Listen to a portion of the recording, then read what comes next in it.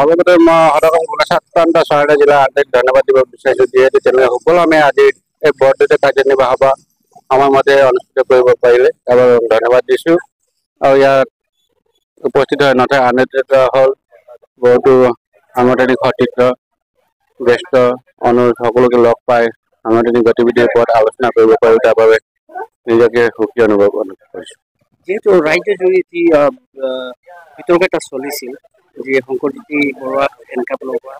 BNC petrol ডিপোৰ যি ঘটনাৰ উজনি অসম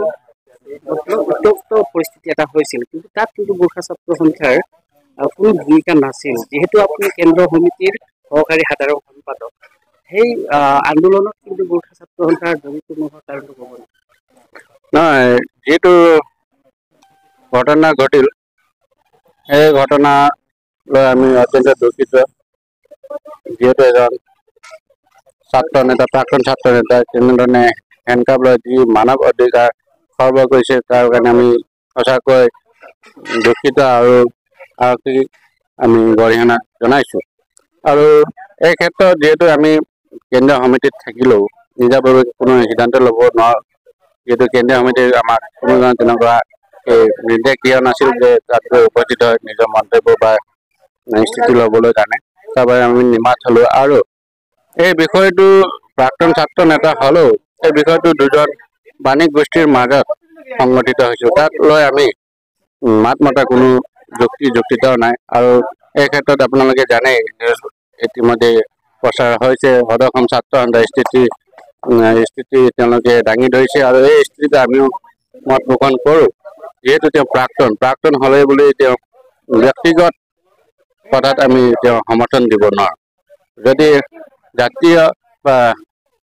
সমস্যা হোৱা হ'লে বা জাতীয়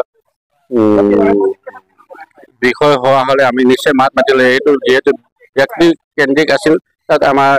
মাত মতাৰ কোনো নৈতিক অধিকাৰ আছে বুলি আমি নাভাবোঁ। যিহেতু উজনি অসমত ডিব্ৰুগড় টিএনত যি গোৰ্খা অটোনমাছ কাউন্সিলৰ বাবে যি বৃহৎ এটা গণ আন্দোলন সূচনা কৰিছে গোৰ্খা ছাত্ৰ সন্থাই, আপোনালোকে কেনেধৰণৰ আয়োজন কৰিছে, কেই তাৰিখে আপোনালোকে প্ৰতিবাদ কাৰ্যসূচী লৈছে, কি ক'ব? যিহেতু আমাৰ 1 মে তাৰিখৰ আমাৰ গোৰ্খা সাহিত্য শাসন পৰিষদ গঠনৰ বাবে আমি বিশাল জনমেলা আয়োজন কৰিছোঁ, কিন্তু দেশত যি যুদ্ধকালীন পৰিস্থিতিৰ বাবে আমাৰ এই সকলো কাৰ্য আমি স্থগিত ৰাখিছিলোঁ। আৰু আজি কেন্দ্ৰীয় সমিতি আকৌ নিৰ্দেশ জাৰি কৰিছে যে তাত আমাৰ কেন্দ্ৰীয় নেতৃত্বই এটা ভাৰতীয় দল এটা গঠন কৰিছে, তেওঁলোকক গৈ তাৰ পৰিস্থিতি বুজি লয় আৰু দিন ধাৰ্য কৰিবৰ কাৰণে। আৰু যি কি নহওক, যেতিয়া হ'লেও সদৌ অসম গোৰ্খা ছাত্ৰ সন্থা যিহেতু আমাৰ জন্মলগ্নৰ মুখ্য দাবী গোৰ্খা সাহিত্য শাসন পৰিষদ গঠন কৰা, আৰু এই ক্ষেত্ৰত আমি চৰাইদেউ জিলা, যিহেতু মই চৰাইদেউ জিলাক নেতৃত্ব দিওঁ, আৰু চৰাইদেউ জিলা সমিতিৰ সম্পূৰ্ণ তাত সহযোগিতা থাকিব। আমি আজি এই বৰ্ধিত কাৰ্যনিৰ্বাহ সভাটো প্ৰস্তাৱ লৈছোঁ। আমি এই বিশাল গোৰ্খা জনভেলাৰ বাবে আমি চৰাইদেউ জিলা সমিতি তথা আঞ্চলিক তথা শাখা সমিতিসমূহতো জনভেলা আয়োজন কৰিবলৈ কাৰণে জনজাগৰণ কৰিবলৈ, আৰু এই জনভেলাৰ জৰিয়তে আমি জনসাধাৰণ তাত কেনেদৰে অত্যাধিক মাত্ৰাত আমি জনসাধাৰণ উপস্থিত কৰাব পাৰোঁ চৰাইদেউ জিলাৰ পৰা প্ৰতিনিধি কৰি, তাৰ বাবে আজি বিস্তৃতভাৱে আলোচনা কৰা হৈছে। আৰু আমি সম্পূৰ্ণ আশাবাদী যে আজি এই বৰ্ধিত কাৰ্যনিৰ্বাহ সভাৰ পিছতে জিলা সমিতি তথা আঞ্চলিক শাখা সমিতিসমূহে এই বিষয়ত গুৰুত্ব সহকাৰে লয়। আমাৰ এই যোনটো আমাৰ অনুষ্ঠিত হ'বলগীয়া বিশাল গোৰ্খা জনমেলাত চৰাইদেউ জিলাৰ পৰা অত্যাধিক মাত্ৰাত জনপ্ৰতিনিধি উপস্থিত থাকিব বুলি আমি বিশ্বাস ৰাখিছোঁ।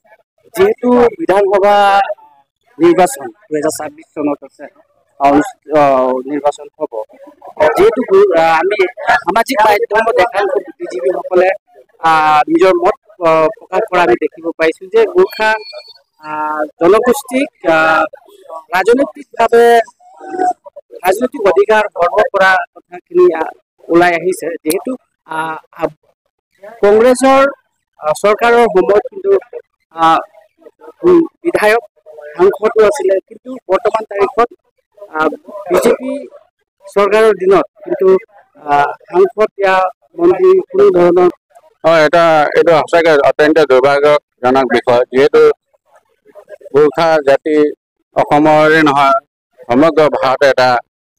বসবাস কৰা এটা বিস্তৃত জাতি আৰু অসমত অতীতৰ পৰা বসবাস কৰি আহিছে আৰু বিগত সময়ছোৱাত আমাৰ গোৰ্খা জনপ্ৰতিনিধিসকল গোৰ্খা বিধানসভাত যথেষ্ট সংখ্যক আছিল বা সাংসদ আছিল, কিন্তু এতিয়া বৰ্তমান চৰকাৰ দিনত আমাৰ সংখ্যা দিনে দিনে কমিব লৈছে। ইয়াৰ বাবে আমি চিন্তিত আৰু আমি মাজে মাজে আমাৰ এই বৰ্ধিত কাৰ্যনিৰ্বাহী এক্সিকিউটিভত আমি এই বিষয়ে আলোচনা কৰোঁ, কি ধৰণৰ আমাৰ গোৰ্খা জনপ্ৰতিনিধি আমি সাংসদ বা আমি বিধানসভাত পঠিয়াব, তাৰ বাবে আমি আলোচনাত মিলিত হৈ আহিছোঁ আৰু আশাবাদী যে আমি আমাৰ জনসাধাৰণক ইয়াৰ কাৰণে জনজাগৰণ কৰিব লাগে। ইয়াৰ বাবে আমি দুখী, যিহেতু আমি আমাৰ জনসাধাৰণক আমি বুজাব পৰা নাই। আমি যদি আমাৰ ৰাইজক যদি আমি ৰাজনৈতিকভাৱে সচেতন কৰিব পাৰিলোঁ হয়, হয়তো আজি আমাৰ জনসংখ্যা বৃদ্ধি হ'লহেঁতেন, কিন্তু আজি আমি ৰাজনৈতিকভাৱে সচেতন নোহোৱাৰ বাবে ইয়াৰ সুযোগ লৈ চৰকাৰে আমাক জনসংখ্যা অসচেতনৰ বাবে সুযোগ লৈ আমাৰ বিধানসভাত আমাৰ বিধায়ক তথা সাংসদৰ সংখ্যা কমি গৈছে আৰু আমি এই ক্ষেত্ৰত আজি সচেতন হৈছোঁ আৰু ৰাইজকো আমি সচেতনতা আগবঢ়াব বিচাৰিছোঁ, সচেতন কৰিব বিচাৰিছোঁ আৰু আগন্তুক বিধানসভা নিৰ্বাচনত কমচে কম আমাৰ 6জন বিধায়ক লাগিব বুলি আমি আলোচনা হৈছোঁ আৰু আমাৰ প্ৰস্তাৱ থাকিব কেন্দ্ৰীয় চৰকাৰ তথা ৰাজ্য চৰকাৰৰ আমাৰ দাবী যে আগন্তুক অসমৰ বিধানসভা নিৰ্বাচনত কমতকৈ কম 6জন আমাৰ গোৰ্খা বিধায়ক বিধানসভাত 126। হয়, আজি সদৌ অসম গোৰ্খা ছাত্ৰ সন্থা চৰাইদেউ জিলা সমিতিৰ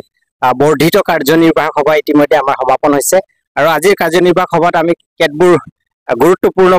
প্ৰস্তাৱসমূহ আমি আজি লৈছোঁ আৰু বিগত সময়ত যি প্ৰস্তাৱসমূহ লৈছিল তাৰো আলোচনা আজি হৈছে আৰু অনাগত দিনত যিবিলাক আমি প্ৰস্তাৱসমূহ লৈছোঁ তাক আমি ফুলফিল কৰাৰ কাৰণে 100% আমি চেষ্টা কৰিম আৰু বিশেষকৈ যি ছাত্ৰ ছাত্ৰীসকলৰ ইতিমধ্যে মেট্ৰিক আৰু হায়াৰ ছেকেণ্ডেৰীত ভাল ফলাফল লাভ কৰিছে, সেই ছাত্ৰ ছাত্ৰীসকলক আমি গোৰ্খা ছাত্ৰ সন্থাই প্ৰত্যেকটো বছৰতে আমি সম্বৰ্ধনা জনাই আহিছোঁ আৰু এই বছৰত আমি বিশেষকৈ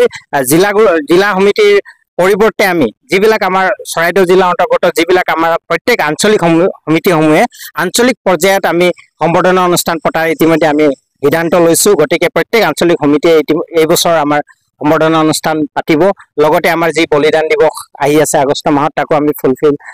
তাক মানে ভালকৈ ধুনীয়াকৈ আয়োজন কৰাৰ আমি চেষ্টা কৰিম। লগতে আমাৰ বহুতো গুৰুত্বপূৰ্ণ প্ৰস্তাৱসমূহ আছে, তাৰ ভিতৰত বিশেষকৈ গোৰ্খা ছাত্ৰ সন্থাৰ মুখ্য যি আমাৰ দাবী গোৰ্খা সাহিত্য শাসন পৰিষদ, সেই গোৰ্খা সাহিত্য শাসন পৰিষদ দাবীৰ কাৰণে যি আমাৰ চৰাইদেউ, তিনিচুকীয়া, ডিব্ৰুগড়, ধেমাজি, আমাৰ উজনি অসমৰ শিৱসাগৰ, আমাৰ এই 5-6টা জিলা মিলি আমি যি উজনি অসমৰ দুলীয়াজানত যি বৃহত্তৰভাৱে গোৰ্খা জনভেলা আমি যি আয়োজন কৰিবলৈ লৈছোঁ, তাৰ কাৰণে আজি আমাৰ চিন্তা চৰ্চা পৰিকল্পনা আমি আজি প্ৰস্তুত কৰিছোঁ আৰু আমাৰ গাঁৱে গাঁৱে এতিয়া গোৰ্খা জনভেলাৰ কাৰণে গোৰ্খা যি আমাৰ অনুষ্ঠানটোৰ কাৰণে আমি গাঁৱে গাঁৱে আমি গাঁৱৰ ৰাইজক সজাগ কৰাৰ কাৰণে আমি গাঁৱে গাঁৱে আমি জনজাগৰণ সভাসমূহ আমি পাতি পেলাই আমাৰ প্ৰত্যেকটো মানে গাঁৱৰ ব্যক্তিসকলক জনসাধাৰণক আমি উক্ত অনুষ্ঠানত ইনভলভ কৰাৰ কাৰণে আমি চেষ্টা কৰিম আৰু বিশেষকৈ আজি এই মঞ্চত এটা কথা ক'বই লাগিব, চৰাইদেউ জিলা গোৰ্খা ছাত্ৰ সন্থাৰ যি গোৰ্খা উন্নয়নৰ পৰিষদৰ যি আমি দাবীসমূহ জনাই আহিছিলোঁ, আমাৰ গোৰ্খা ছাত্ৰ সন্থাৰ লগতে চৰাইদেউ জিলাৰ গোৰ্খা অধ্যুষিত এলেকাসমূহত বিভিন্ন আঁচনিসমূহ প্ৰদান কৰিব লাগে বুলি আজি সুখৰ বিষয়ে আমাৰ গোৰ্খা ছাত্ৰ সন্থাৰ জিলা কাৰ্যালয়ত তেখেতে ইতিমধ্যে এটা পুঁজি আবণ্টন দিছে। তেখেতক আমি বিশেষকৈ গোৰ্খা উন্নয়ন পৰিষদৰ অধ্যক্ষ প্ৰেম তামাং ডাঙৰীয়াক আমি ধন্যবাদ জনাইছোঁ। লগতে আমাৰ নামতলা আঞ্চলিক সমিতিটো তেখেতে ইতিমধ্যে পুঁজি আগবঢ়াইছে। তেনেকৈ মামৰা, সাপেখাতি, মথুৰাপুৰ অন্যান্য আমাৰ আঞ্চলিক সমূহত তেখেতে ইতিমধ্যে বহুতো পুঁজি আবণ্টন দিছে। গতিকে তেখেতক আমি এই চেগতে আমি জিলা সমিতিৰ তৰফৰ পৰা আমি আন্তৰিক ধন্যবাদ জ্ঞাপন কৰিছোঁ আৰু অনাগত দিনত আমাৰ যি জিলাৰ কাৰ্যসূচীবিলাক চলাই নিয়াৰ ক্ষেত্ৰত বিশেষকৈ মোৰ আঞ্চলিক সমিতি লগতে জিলা সমিতিৰ যিবিলাক কাৰ্যনিৰ্বাহক সদস্যসমূহ আছে সকলোৱে যাতে সম্পূৰ্ণৰূপে সহযোগিতা আগবঢ়াই মই তাকে কামনা কৰিছোঁ। যিহেতু আপোনালোকৰ অধিৱেশনৰ কথাও ওলাইছিলে, যিহেতু চৰাইদেউ জিলা গোৰ্খা ছাত্ৰ সন্থাৰ ইতিমধ্যে কাৰ্যকাল সমাপ্ত হৈছে যোৱা ফেব্ৰুৱাৰী মাহত, গতিকে আমি আমাৰ